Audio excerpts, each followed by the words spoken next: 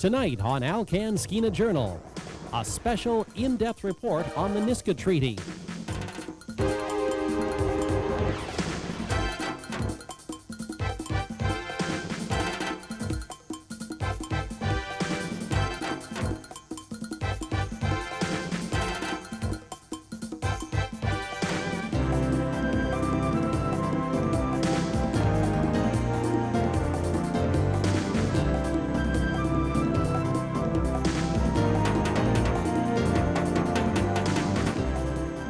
Good evening and welcome to Alcan Skeena Journal.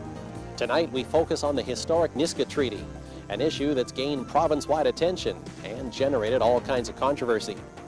Back in August, 7 Television presented a special feature on the treaty called Carving the Future. Tonight, Alcan Skeena Journal is proud to present portions of that show. First, Linnea Crassie takes a look at the history leading up to where we are today. We have a treaty.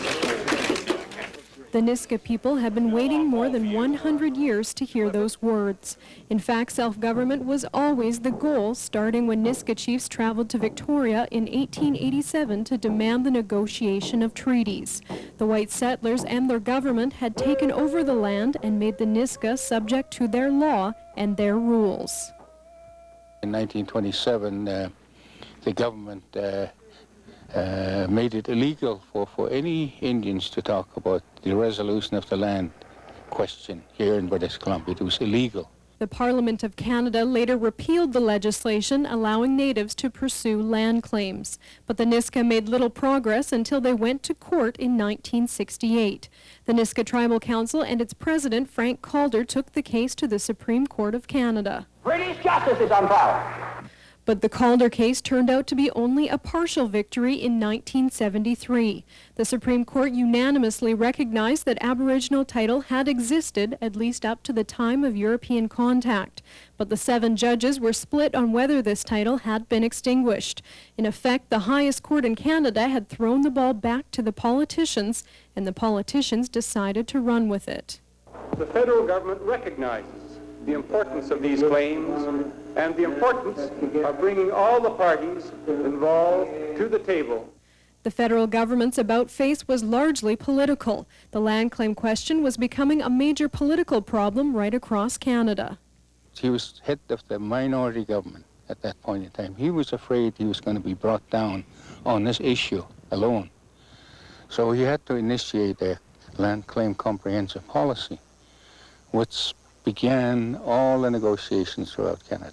The provincial government had long insisted Aboriginal title had been extinguished. But regardless of that, in 1990, the provincial government formally joined Canada and the Nisga'a Tribal Council at the negotiating table. Now that the provincial government is in negotiations with us, we're looking forward to having formal discussions in those areas. And yes, we do have a concern that while we're negotiating what we're hoping to include, say, in the final package may be all gone by the time we're finished negotiating. While the Nisga'a waited for full-fledged treaty negotiations, they had gained some degree of control over 2 issues. Through agreements with the federal and provincial governments, a Nisga'a-run school board and health board were established. The relationship between the Nisga'a and the province also seemed to be improving when the Nisga'a Memorial Lava Bed Park was officially opened in April of 1992. The project was a joint venture between the natives and Victoria.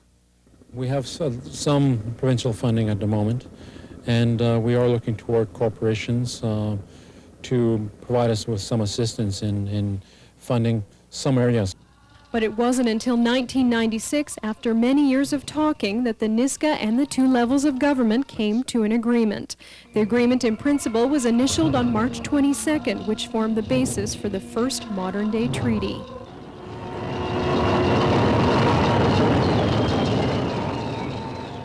The details of the treaty were finally worked out in an agreement in Terrace where emotions were running high. Well, emotions are still running high, and that makes it kind of tough to get a fix on exactly what's in the treaty. But when Alcan Skeena Journal returns in just a moment, we'll take a look at some of the issues. This weekend, the Nisga'a are voting on the treaty in a special referendum. But exactly what are they voting on? 7 Television's Kathy Brooks sorts through some of the issues. This is the Nass Valley, and the land itself is central to this treaty. 1,900 square kilometers become Nisga'a lands. The Nisga'a hope these lands will provide the resources and revenue needed to make their communities self-sufficient. Two kinds of lands are included in the treaty. The first, a contiguous parcel referred to as Nisga'a lands. Runs from Dragon Lake to the north, to the north of New Ayance, all the way down to the community of Kincolith. And all of the forest resources within that area will be owned by the Nisga'a people, including any mineral rights that will be found on the land. Nisga'a lands do not include existing private property or agricultural leases, woodlot licenses, or the Nisga'a Highway. Existing rights-of-way also continue. In addition, existing trap lines, guide outfitter licenses, and angling guide tenures remain under provincial jurisdiction. The second kind of lands in the treaty are described as Nisga'a fee simple lands outside the Nisga'a lands. They consist of 18 Indian reserves and 15 parcels of Crown land. Some of them are in the Portland Canal Observatory Inlet area. Some of them are north around the Miziaden, the Ginspuch area. And certainly we have chosen these small pieces of land for economic reasons. We believe that we can create some employment for our people. It's up to the tribal council and the villages that will own the Nisga'a lands as to whether or not they will sell them or what exactly they will do with them, but it's their decision. It's no longer a decision of the government of Canada. The treaty also gives the Nisga'a a commercial recreation tender, and it designates a Nass wildlife area where the Nisga'a have hunting rights. The Nisga'a Memorial Lava Bed Park remains a Class A provincial park, and a new Bear Glacier Provincial Park will be created. These will be jointly managed by the parks branch and our people. We also have an ecological reserve downriver across from the Lava Bed Memorial Park, and again that will be managed by our people. Non-Nisga'a residents of the Northwest, as well as tourists, have enjoyed the forests and streams of the Nass Valley while it's been Crown land. Many have worried they'll be shut out when that land changes hands, but the Nisga'a say no. I'm very pleased to say that what we have arranged here is quite unique in British Columbia. When you compare it to other private landholders in British Columbia, normally people don't allow each other to roam on other people's land. Well, in this treaty, we have access provisions that will allow the general public to have access to our land. Certainly, the recreational fishing that takes place will continue until such time that it can be reviewed by our government that will come into force. They will remain unaffected. The Nisga'a government may make laws regulating public access for the purposes of public safety, protection of the environment, cultural or historic features. Some lands will also be treated as private lands. They include village lands and other lands in which the Nisga'a government creates an exclusive interest or where public access would interfere with uses such as commercial, cultural, or resource development. The forests are one of the richest resources within the Nass Valley, and there's bitterness among many Nisga'a over how much timber they've witnessed trucked out of their traditional territories for the benefit of others. They're hoping this treaty will finally allow them to protect the resource and enjoy the income and jobs the forest industry can create. The Nisga'a will own all the forest resources on Nisga'a lands, but for the first 5 years, existing licenses will remain in effect. In addition, the province has agreed in principle to the Nisga'a purchasing forest tenure with an allowable annual cut of up to 150,000 cubic meters. The Nisga'a can't establish their own primary processing plant for 10 years. The idea is to give companies now using timber from the area time to adjust their operations or reach agreements with the Nisga'a. The Nisga'a government will also be able to set forest management standards on Nisga'a lands. Many Nisga'a still see their futures tied to the Nass River salmon, so fishing provisions make up an important part of the treaty. The Nisga'a will receive an annual allocation of Canadian Nass salmon. It'll be a percentage based on the total allowable catch set by the federal government, and average approximately 26%. That amount is made up of an allocation under the treaty, plus an outside harvest agreement for pinks and sockeye that doesn't have the same treaty protection.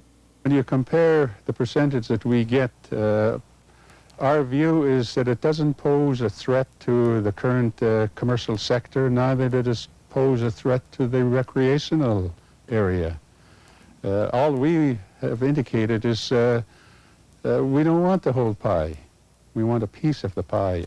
Since time immemorial, we've depended on the salmon, because you will notice that all the reserves, we call reserves now, are situated where there's fish habitats. And that's the reason why, the easy access of the salmon.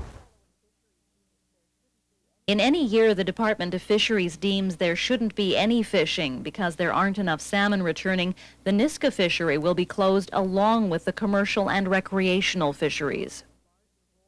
In order for Nisga'a fishers to secure a larger role in the general commercial fishery, the federal and provincial governments will provide $11.5 million. It will be used largely to help the Nisga'a buy vessels and licenses from present fishers willing to sell them. The Nisga'a foresee establishing their own processing facilities to get more value out of their catch. However, they cannot establish a large-scale processing plant for 8 years. As with forestry, the idea is to give existing processors time to adjust to the changes. As for other aquatic species, the Nisga'a will have the right to harvest steelhead and other fish and shellfish for domestic purposes. The entire Ulukan harvest for the Nass is set aside for Aboriginal people, that is the Nisga'a Nation and any other people who have an Aboriginal right to Ulukan in the area. The Nisga'a will also get input into management of the fishery through representation on a joint management committee. It will make recommendations to the minister. The Nisga'a will also draft an annual plan for their own harvest to be approved by the minister.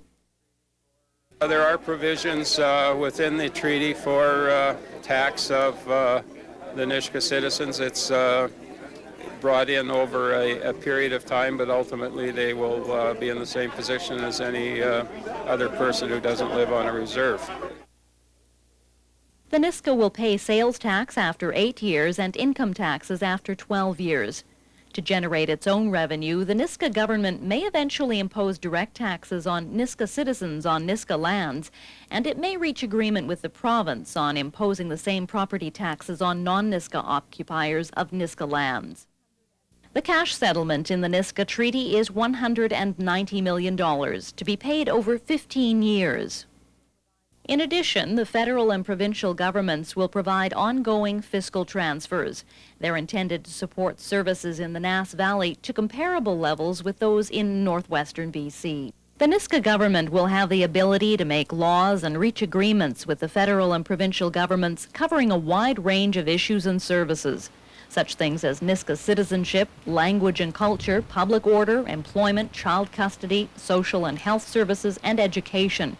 However, many federal and provincial laws also apply to Nisga'a citizens and lands. So how final will this treaty be if it's ratified? Negotiators have taken a new approach to that question. The treaty says it exhaustively sets out Nisga'a rights, and any other rights that may have been left out are released by the Nisga'a. However, the deal does make provisions for some amendments. If we need changes, certainly it must be brought before our people via a vote on whatever change may be required. Certainly the government of British Columbia and the government of Canada must also agree. When Alcan Skeena Journal returns in just a moment, I'll look into the future. The biggest question surrounding the Nisga'a Treaty is what it means for the future. 7 Television's Kathleen Brandsma examines some of the possibilities. There's a lot of hope for the future here. Many Nisga'a say this treaty holds the promise of economic opportunity. a chance for them to create badly needed jobs for their people. It might be a banner year for us. We also send what we call a super bee of supplies, building supplies, to Greenville alone. We didn't even have to lift a finger for that, so good for us. We also supply Gitwin Sits with renovation material. We haven't as yet supplied them with building material, new construction material. There are currently 11 houses under construction in New Ianch, a much busier year than last. I tell you, this thing today has just opened up this valley. And so many people are coming here to see the beautiful place it is. We're going to get tourists. Our logging is depleted. We've got no logging as economy here.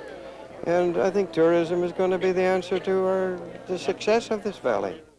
And tourism is already picking up. The Lava Bed Park was created back in 1992. And while it's drawing many visitors to the area, attracting and sustaining development is something the Nisga'a haven't had a lot of experience with yet. What occurred today, I think, is the beginning of a process that enables our people to do certain things. We've never had the ability to do that before. They were denied us, denied the Aboriginal people, not only in British Columbia, but right across the country. Many business people believe the Nisga'a Treaty will also benefit non-Nisga'a by providing certainty for investors, generating new economic activity, and bringing new money to the Northwest. You know, the Nisga'a realize that there are some commercial ventures that will survive up there, but to a large part, they're still going to have to do business in more major urban areas, and that'll be good for us here. And I think there are lots of opportunities for joint venturing with them. What I see coming forward is a number of joint ventures that our businesses can get into with the Nisga'a to promote various things. I see just excellent opportunities in the area of tourism, where people from out of country would spend a few days in Terrace and then move on and spend a few days in the Nisga'a core lands. And I think that bodes well for all of us. I see opportunities in the forest industry too, because the timing for that is right. As far as I'm concerned, our forest industry is in somewhat disarray right now. So it's time to take a new look at this. But Tallstra admits there is a flip side to this potentially rosy picture. A number of forestry workers are going to be displaced, he says, and there will be job losses. And we will have to look for other opportunities, maybe value-added opportunities, and we can do that. Provincial and federal governments also feel the treaty will benefit non-Nisga'a and predict the effects could reach well beyond the Northwest. From my view, we're not talking about costs here, we're talking about investments. And indeed, the federal government is a willing participant in settling land claim issues and building self-governments and making the investments that are necessary that will not only benefit the First Nations that we come to agreements with, but I believe all of the people of British Columbia. Financially, it's the only onload that BC is ever going to see from Ottawa. That is going to be about $500 million a year into the provincial economy, particularly the natural resource and rural areas of British Columbia that are going to benefit. So it's going to be not only the right thing to do to sign this treaty and other treaties, but it's going to be financially beneficial for all of us. Not everyone is embracing the treaty. There are some who have serious doubts. Among the skeptics, Skeena MP Mike Scott. It's going to result, in my view, in very limited economic opportunities and prosperity for individual Nisga'a people. The barriers to self-sufficiency and the very things that have been holding the individual Nisga'a people back from succeeding are not removed by this agreement. For example, there's no right to private property. And I'm talking about private property from an individual point of view. Everything is to be conveyed to the control and ownership of the Nisga'a central government. And 3 specific concerns are being raised by the Northwest Loggers Association. One of the first concerns and the utmost concerns that we seem to have is certainty. We would hope that the treaty process would provide certainty, and we're not sure that it is because of the size of the document, that it could lead itself to legal interpretations and various court challenges and the whatnot. And the other is fiber supply. We're not sure that under the treaty that a continued fiber supply for the area will be attainable. And it's being predicted that non-Nisga'a in the fishing industry will also suffer losses. One is the level, another is the counting. There's a fisheries committee made up that is going to be a management committee where third parties, recreational and commercial fishermen have no place on. They will decide what surpluses are. There's the other question on what surpluses and who gets surpluses. So the whole thing was very badly managed, from the gerrymandering at the start, what the background numbers were, to how it was developed. And there are other people who have grave concerns about the treaty and its implications, including the eastern Aboriginal neighbors of the Nisga'a. It's very clear that if anyone wants to sign a treaty, it's only going to be the Nisga'a model.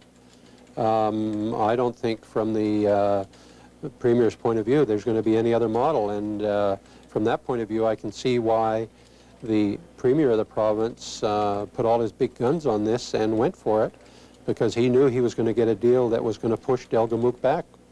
And I think from that perspective the Nisga'a should have been more vigilant. I mean, there's the whole question of the certainty language, which we understand is consistent with the policy of the extinguishment and surrender. I think that we're quite concerned about that. The other matter is the 92 lands, all the 91-24 lands will now be abandoned. That's a big concern to us. This is definitely not a done deal. Mr. Clark can say whatever he wants, and he can run around patting himself on the back, and Mr. Harry Nice can pat Mr. Dan Miller on the back and Fay and all that kind of stuff, but it's not a done deal. I don't care. We're going to see legal challenges sooner rather than later that are going to maybe result in the provincial government having no option but to provide a referendum. And a lot of that treaty is good, but there's a lot of it that's bad. And it should be straightened out, and it should go to the people. There definitely should be a referendum. There shouldn't. If this treaty is not good enough to put to the people, then it's not good enough to fly. One final note, and one we're proud of here at 7 Television. The Education Ministry has purchased the rights to our video, Carving the Future, portions of which you've just watched, and may distribute it to classrooms around the province. That would make it a resource material for students studying the Nisga'a Treaty. Well, that's our show. Thanks for being with us. I'm John Crawford. Make sure to join us next Thursday night at 7:30 for another edition of Alcan Skeena Journal.